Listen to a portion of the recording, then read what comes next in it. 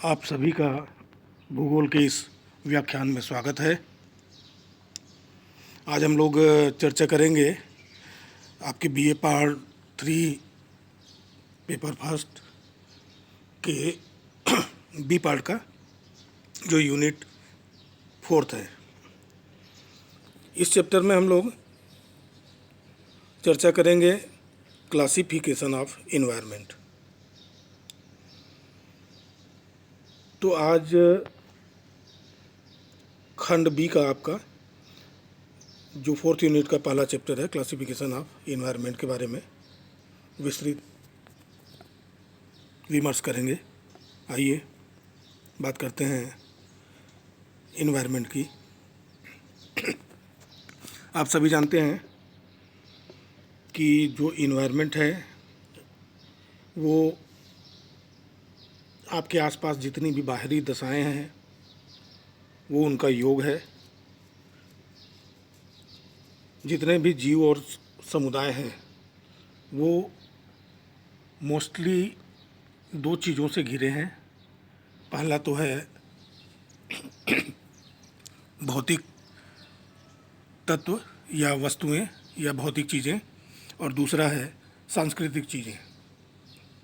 इन दोनों को मैं सामान्य शब्दों में स्पष्ट करना चाहूँगा। भौतिक जो चीज़ है उसको आप प्राकृतिक चीज़ भी कहते हैं, नेचुरल, जो प्रकृति से आपको स्वमेव ही प्रदत्त है, अपने आप आपको मिल गया है प्रकृति से। जैसे हो गया हवा, पानी, मिट्टी, खनिज, वनस्पति, या जो भी आप जो प्रकृति आपको स्वमेव प्रदान कर देती है उनको आप कहते हैं भौतिक वस्तु या भौतिक चीज़ें। नदी, पहाड़ और बहुत सारी चीज़ें जो आप देखते हैं और जानते हैं। सांस्कृतिक चीज़ें वो है कि आपने प्रकृति के साथ, प्रकृति में कुछ परिवर्तन करके या वहाँ से कुछ चेंज करके या प्रकृति के साथ अंतर संबंध करके आपने उसके स्वरूप में परिवर्तन कर दिया। जैसे आपने सड़कें बना ली, आपने मकान बना लिया, ग्राम और नगर बसा लिए, कहीं पर पुल बना लिया, या जो भी चीज़ जिसमें मानव का योगदान है, प्रकृति में हस्तक्षेप करके या प्रकृति के साथ क्रिया करके जो एक नई चीज़ बन जाती है, या प्राकृतिक चीज़ों के जो स्वरूप है उसमें परिवर्तन आ जाता है, और एक सांस्कृतिक लैंडस्केप या सांस्कृतिक दृश्य भूमि का विकास होता है। तो उसमें जो भी चीज़ें होती है वो सांस्कृतिक चीज़ें या वस्तुएं या तत्व, सांस्कृतिक तत्व कहलाता है। तो वो जो इन्वायरमेंट है वो भौतिक और सांस्कृतिक दोनों के मिलने से बनता है। और हम अपने चारों ओर देखते हैं तो हमको प्राकृतिक चीज़ें भी दिखती है और सांस्कृतिक चीज़ें भी दिखती है। संस्कृति को अगर सामान्य शब्दों में हम व्यक्त करना चाहें तो जो चीज़ आपके पास है वो सब संस्कृति है। और सांस्कृतिक तत्वों का या चीज़ों का या वस्तुओं का निर्माण प्रकृति के साथ मिलकर ही किया जा सकता है। आगे चलते हैं। आप स्क्रीन को देखते रहिएगा, एक सामान्य नोट्स का काम करेगा।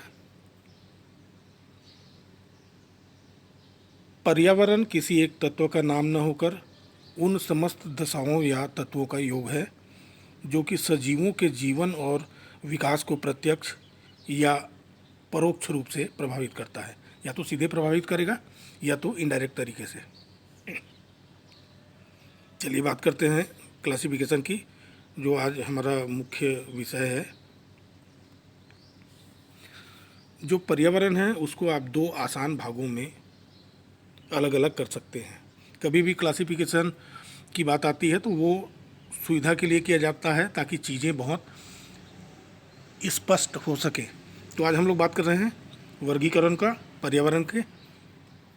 तो एक तो होता है जिसकी हम लोग अभी चर्चा कर रहे थे, नेचुरल आर फिजिकल इन्वायरमेंट, प्राकृतिक पर्यावरण या उसी को भौतिक पर्यावरण भी कहते हैं। वही सब हवा, पानी, नदी, पहाड़, जंगल, जो भी चीज़ें आपको प्रकृति से मिलती हैं। और उसका दूसरा पक्ष होता है ह्यूमन, मानवीय या कल्चरल, सांस्कृतिक, मानवीय या सांस्कृतिक पर्यावरण। ये वही पर्यावरण है जिसकी रचना मनुष्य ने प्रकृति के साथ मिलकर किया है और एक नई चीज़ आ जाती है, उसको मानवीय पर्यावरण कह लीजिए आप, या तो फिर आप कह लीजिए कि वो सांस्कृतिक पर्यावरण है। ये प्राकृतिक पर्यावरण है और ये प्राकृतिक या भौतिक पर्यावरण, और ये मानवीय पर्यावरण या सांस्कृतिक पर्यावरण। इस संदर्भ में बात करते हैं सबसे पहले भौतिक पर्यावरण की। जो ये पहला था हमारा, ये भौतिक पर्यावरण या उसी को प्राकृतिक पर्यावरण भी कहा जाता है, इसकी चर्चा करेंगे। आइए समझने का प्रयास करते हैं कि ये भौतिक पर्यावरण है क्या चीज़। जैसे कि आप स्क्रीन में देख रहे हैं, भौतिक पर्यावरण में भौतिक या प्राकृतिक तत्वों का संगठन होता है। इसके निर्माण में मुख्य रूप से 3 अवयव मतलब एलिमेंट या 3 अलग अलग तत्व मिलकर कार्यशील होते हैं। इसे भौतिक पर्यावरण का अंग कहा जा सकता है। अब ये है क्या चीज़? पहला, चलिए बात करते हैं। ये एलिमेंट ऑफ फिजिकल इन्वायरमेंट, भौतिक पर्यावरण के 3 अलग अलग अवयव होते हैं। पहले को कहा जाता है फोर्सेज ऑफ नेचुरल इन्वायरमेंट। थोड़ा गले में गड़बड़ हो रहा है। तो ये है क्या चीज़? फोर्सेज ऑफ तीन चीज़ें होती है। फोर्सेज ऑफ नेचुरल इन्वायरमेंट मतलब प्राकृतिक वातावरण की जो शक्तियां हैं वो क्या है। दूसरा होता है प्रोसेस ऑफ नेचुरल इन्वायरमेंट, मतलब जो प्राकृतिक वातावरण है या भौतिक वातावरण है उसकी प्रक्रिया कैसी होगी। और तीसरा है एलिमेंट ऑफ नेचुरल इन्वायरमेंट, जो भौतिक वातावरण या पर्यावरण है उसके अवयव और क्या है। ठीक, चलिए बात करते हैं। सबसे पहले चर्चा करेंगे फोर्सेज ऑफ नेचुरल इन्वायरमेंट की। फोर्सेज ऑफ नेचुरल इन्वायरमेंट की चर्चा करेंगे। ये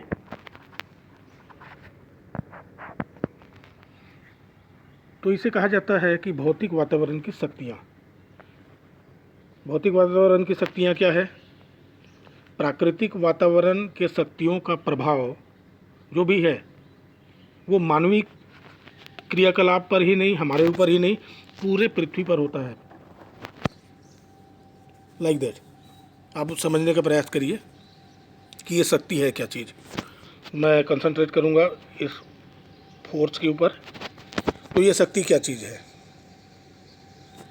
ये वाकई में एक शक्ति है, और जब से पृथ्वी का जन्म हुआ है तो प्रकृति में अपने आप बहुत सारी शक्तियाँ कार्य करनी चालू कर दी। आप जानते हैं कि पृथ्वी घूम रही है।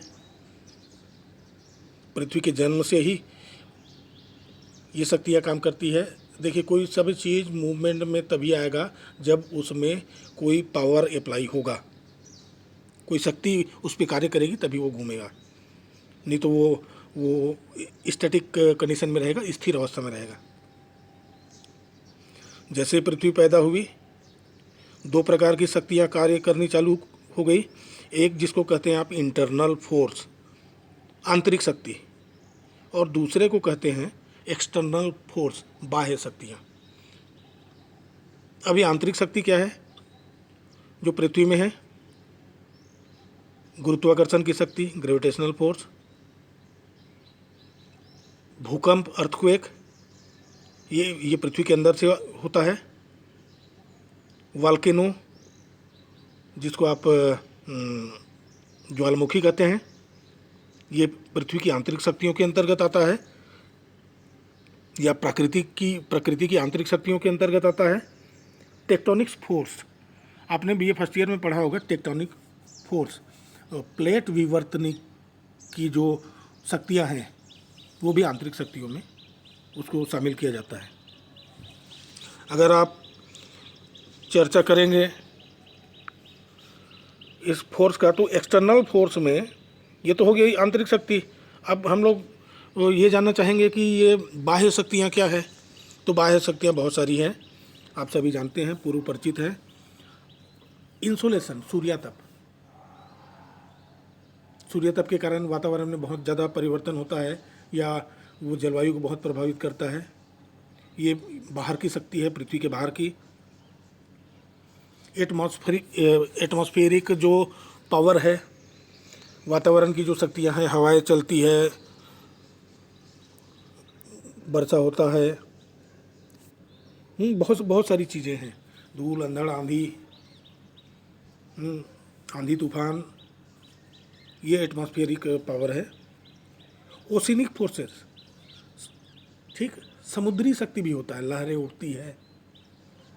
कोस्टल एरिया में बहुत सारी वो मॉर्फोलॉजी डेवलप करती है, सी बीच बनता है, सी कोस्ट बनता है। तो जो ओशनिक पावर है, या महासागरों में धाराएं चलती है, उसका बहुत प्रभाव मानवीय जीवन पर भी होता है और प्रकृति के अलग अलग तत्वों पर भी होता है। ओवरऑल ये कहें कि जो बाह्य शक्तियाँ हैं वो एनर्जी ऑफ क्लाइमेट, जलवायु की शक्ति। आपको ठंड के दिन में ठंड लगेगा, गर्मी के दिन में गर्मी लगेगा, कभी बरसात होगी, कभी आपका मन अच्छा करेगा कि बसंत या बाहर का मौसम आ गया। तो ये बाहरी शक्तियों के अंतर्गत इसको आप एक्सप्लेन कर सकते हैं। अब हम लोग चर्चा करेंगे अगले एलिमेंट का, जो या इसका जो तत्व है उसको कहा जाता है प्रोसेस ऑफ इन्वायरमेंट। ये प्रोसेस है क्या? प्रोसेस ऑफ इन्वायरमेंट को अगर आपको समझना है तो आप कल्पना करिए कि कहीं पर सूर्य है, ये सूर्य है, ये थोड़ा ध्यान से देखिएगा।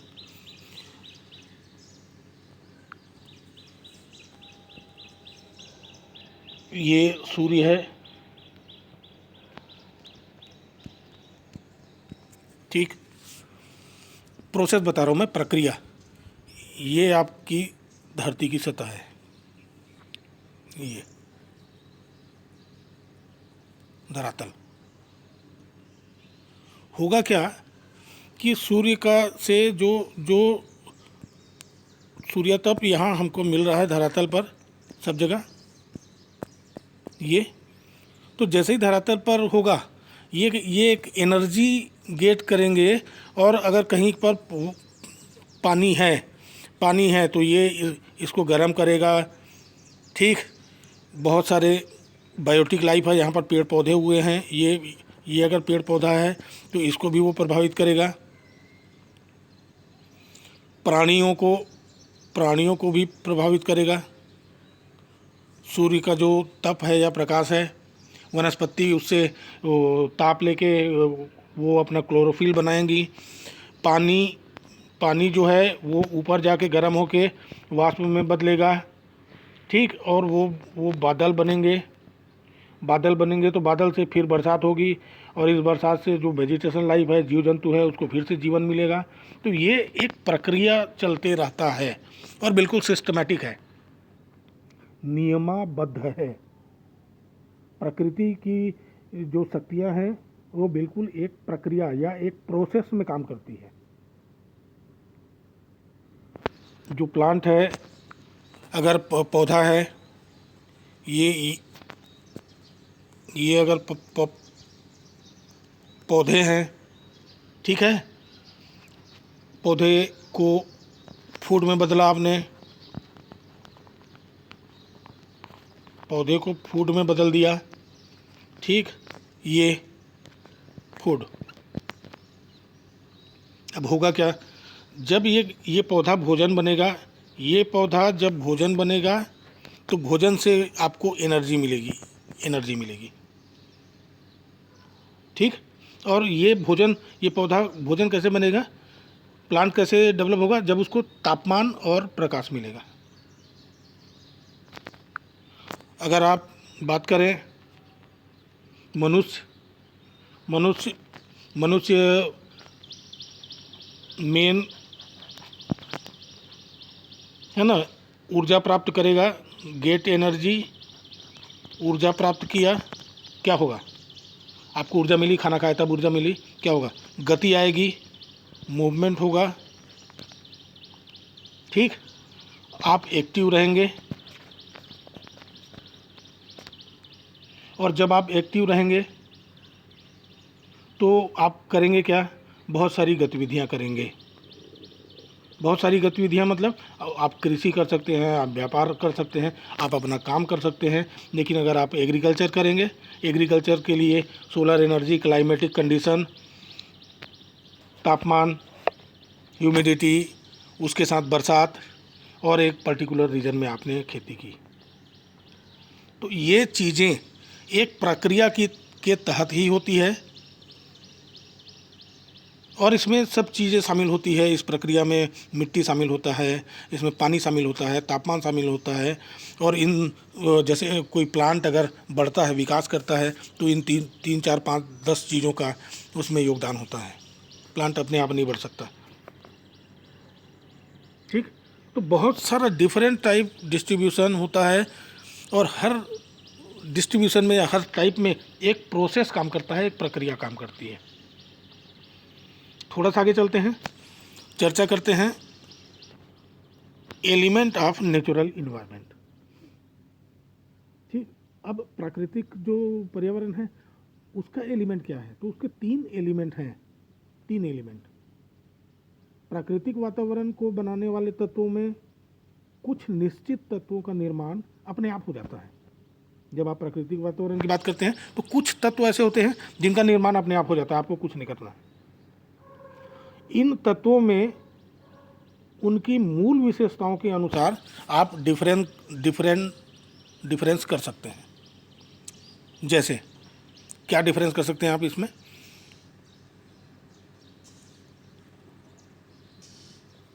पहला तो हो गया फिजिकल एलिमेंट। फिजिकल एलिमेंट, ये फिजिकल एलिमेंट क्या है, अगर इसकी बात करें तो ये है क्या, फिजिकल एलिमेंट जलवायु हो गया, उच्चावच हो गया, मिट्टियाँ हो गई, खनिज हो गया, और वाटर बॉडीज़ है ना, जहाँ जल भरा हो, अंडरग्राउंड वाटर, समुद्र, और बहुत सारी चीज़ें जो फिजिकली है, हवाएं, ठीक। और दूसरा चीज़ होता है, ये तमाम फिजिकल चीज़ें हैं, दूसरी चीज़ होती है बायोटिक एलिमेंट। ये बायोटिक एलिमेंट, बायोटिक एलिमेंट में क्या क्या आता है, नेचुरल वेजिटेशन, जितनी भी प्राकृतिक वनस्पतियां हैं, रीजनल एनिमल, प्रादेशिक जीव या वो जानवर भाई, अलग अलग क्षेत्रों में अलग अलग टाइप के जानवर पाए जाते हैं, और उनका संबंध सीधा जलवायु से भी होता है। क्लाइमेटिक कंडीशन के हिसाब से जो जानवर हैं उनका विकास होता है। स्थानीय पशु पक्षी आप अपने गाँव में देखते होंगे, है ना, कई प्रकार के की चिड़िया या पशु या पक्षी पाए जाते हैं। मुर्गा है, उसको पक्षी में गिना जाता है, ठीक। और सूक्ष्म जीव जिसको हम बैक्टीरिया कहते हैं और अभी भुगत रहे हैं, माइक्रो ऑर्गेनिज्म, वायरस और जितने भी जीव हैं, मतलब इसमें वो चीज़ें आती है जो जो जो गति करती हैं, मूवमेंट करती हैं, वो जीव है। और तीसरा एक महत्वपूर्ण जो एलिमेंट है प्राकृतिक वातावरण की, वो है एब्स्ट्रैक्ट एलिमेंट।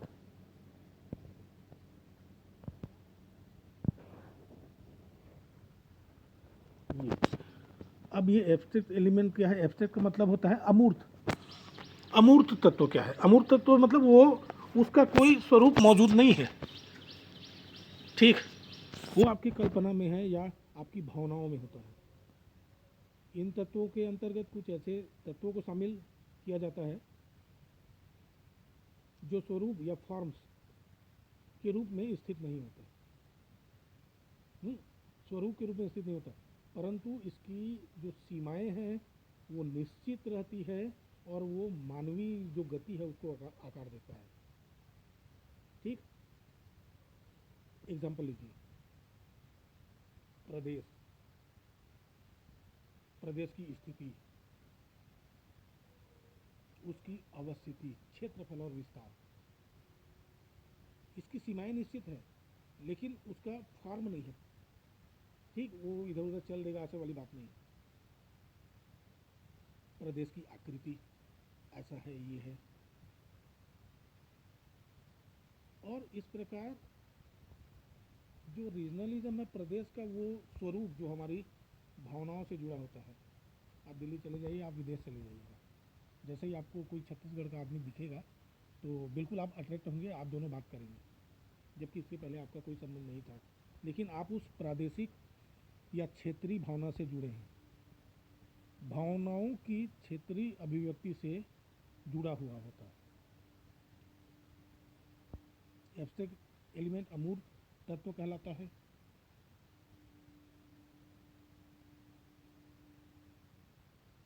तो ये चीज़ें जो आपकी भावनाओं से सीधी जुड़ी होती है वो भी प्राकृतिक वातावरण का जो एलिमेंट है उसमें शामिल होता है। तो ओवरऑल जब हम चर्चा करते हैं तो ये चीज़ें आती है।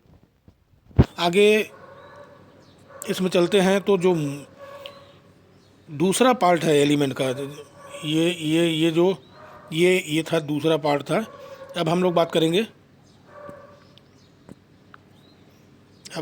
करेंगे ह्यूमन या कल्चरल इन्वायरमेंट की। ठीक, वो दूसरा पार्ट है।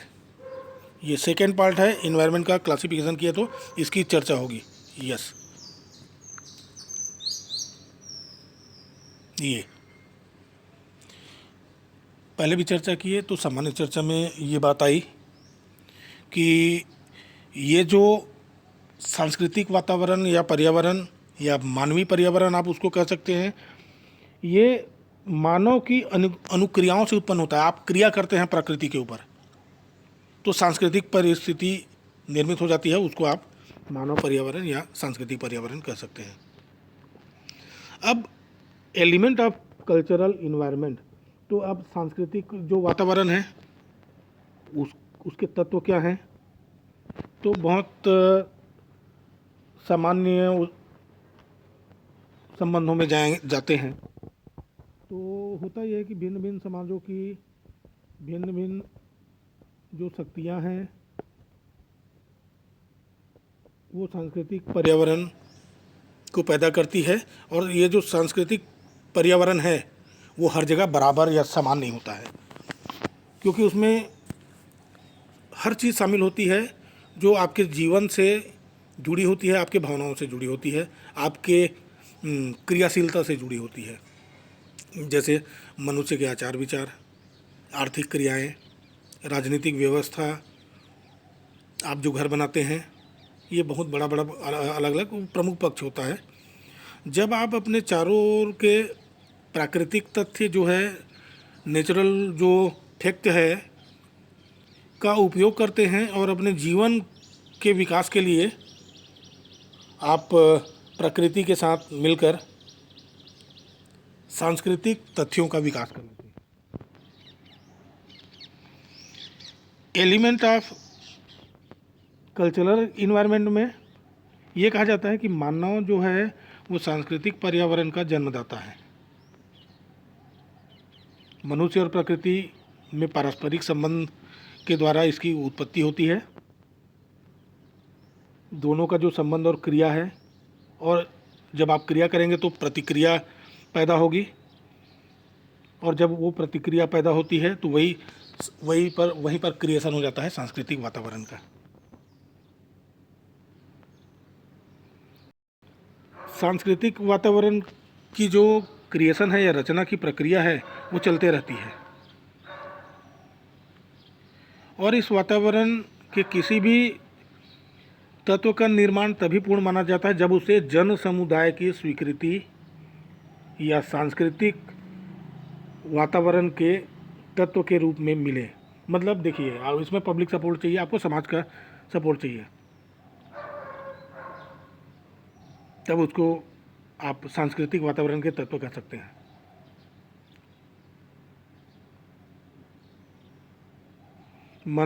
जो मनुष्य है अपने सांस्कृतिक वातावरण का जन्मदाता है, लेकिन उसको भी वातावरण के नियमों का पालन करना होता है। मनुष्य या हम लोग एक सामाजिक प्राणी हैं, एक परिवार में जन्म लेते हैं, वहाँ से शिक्षा प्राप्त करते हैं और हमको समाज के साथ ही जीवन यापन करना है। ये जो सांस्कृतिक वातावरण का जो तत्व है उसमें मानव से संबंधित सभी चीज़ें या मानव अपनी विकास की आवश्यकताओं की पूर्ति के लिए जो जो चीज़ें बनाती है वो तमाम चीज़ें शामिल किया जाता है। एग्जाम्पल के लिए मकान हो गया, ग्राम हो गया, नगर हो गया, परिवहन के साधन, सिंचाई के साधन, शिक्षा, अनुसंधान, वैज्ञानिक अनुसंधान, तकनीकी विकास, आपका धर्म, आपकी भाषा, आपकी शासन प्रणाली, बहुत सारी चीज़ें हैं। या जो चीज़ें आपके पास है जिसको आपने इंटरेक्ट कर बनाया है नेचर से, वो तमाम चीज़ें कहलाती है सांस्कृतिक वातावरण या पर्यावरण। मनुष्य इन सभी के सहयोग से एक अच्छा विकसित जीवन व्यतीत करता है और सार्वभौम सांस्कृतिक नियमों का पालन करता है। भाई, आपको सुरक्षा तभी मिलेगी जब आप शासन के नियमों का पालन करेंगे। आपको शिक्षा तभी मिलेगी जब आप शिक्षा के बहुत सारे आयामों का पालन करेंगे। सांस्कृतिक वातावरण का कोई तत्व मानव के विकास में बाधक बनता है। अगर कोई बाधक बना तो क्या होगा कि आपने विकास के प्रोसेस में क्रिएशन करके प्राकृतिक वातावरण से एक चीज़ निर्माण कर ली, या कोई चीज़ बना ली, या कोई नियम बना लिया, या कोई सांस्कृतिक जो रिजल्ट है वो आपके पास आ गया, लेकिन पता चलता है कि वो मनुष्य के विकास या समाज या समुदाय या राष्ट्र के लिए घातक है, तो क्या होगा, उसका लगातार परिमार्जन या उसको सुधारा जाता है। तो मनुष्य main element of cultural environment, आप ये देख रहे हैं स्क्रीन में, ह्यूमन रेसेस का मतलब होता है मानव की प्रजातियां। विश्व के अलग अलग क्षेत्रों में अलग अलग प्रजातियां पाई जाती हैं, मंगोलायड, एस्ट्रोलायड, हाँ, निग्रेटो, आर्यन, ऐसे बहुत सारे। पॉपुलेशन, जनसंख्या, पूरे दुनिया में जनसंख्या का वितरण समान नहीं है, कहीं पर ज़्यादा है, कहीं पर कम है, और ये सब आप जानते हैं। रिलीजन, जिसको आप कहते हैं धर्म, ये धर्म कहते हैं। हाँ, बहुत सारे धर्म हैं दुनिया में, ठीक, आप सभी जानते हैं, हिंदू, मुस्लिम, बौद्ध, सबका तरीका अलग अलग है, कहीं कहीं पर संघर्ष भी होता है इनमें। लैंग्वेजेस, भाषा, दुनिया में हज़ारों प्रकार की भाषा बोली जाती है, भाषा के बाद नीचे बोली आ जाता है, और बहुत सारी चीज़ें। ये हमारे सांस्कृतिक वातावरण के जो एलिमेंट हैं। गवर्नमेंट,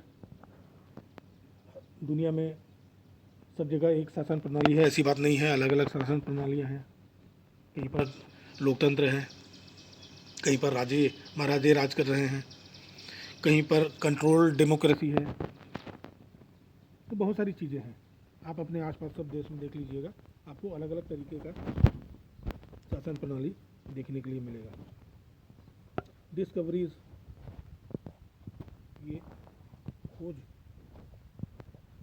बहुत सारी खोजें होती है, और इन खोजों के द्वारा ही जो मानवीय विकास इनमें शामिल होता है। टेक्नोलॉजी, तकनीकी, ये टेक्नोलॉजी तकनीकी है। अगर ये तकनीक का विकास नहीं होता तो आप न तो मुझे सुन रहे होते और न ही मैं आपको सुना रहा होता। ठीक, ये तमाम चीज़ों को हम बहुत डिटेल में भी पढ़ेंगे। ये अभी सिर्फ एक परिचय के दायरे में है। कम्युनिकेशन, संचार, ये वर्तमान युग में आप देख रहे हैं संचार कैसे होता है, संचार के साधन क्या है, और वो एक कल्चर के रूप में कैसे डेवलप हो गया है कि सबके हाथ में मोबाइल है। ये एक नया कल्चर है, आज से 100 साल पहले ऐसा कुछ था ही नहीं। ट्रांसपोर्टेशन, आवागमन, यातायात के साधन, ह्यूमन सेटलमेंट, मानवीय आवास, तो अलग अलग प्रकार का होता है। लेकिन इन चीज़ों से और 30, 40, 50 एलिमेंट हो सकते हैं। तो इस तरह से पूरे सांस्कृतिक जो वातावरण है उसका निर्माण होता है और उसमें बहुत सारी एलिमेंट शामिल होती है। तो जब भी आप पर्यावरण की बात करते हैं तो पर्यावरण कोई एक चीज़ या एक तत्व या कुछ थोड़ी बहुत चीज़ें नहीं है, उसमें तमाम वो चीज़ें शामिल है जो आपको चारों तरफ से घेरे हुए हैं, आप जिसके संपर्क में हैं।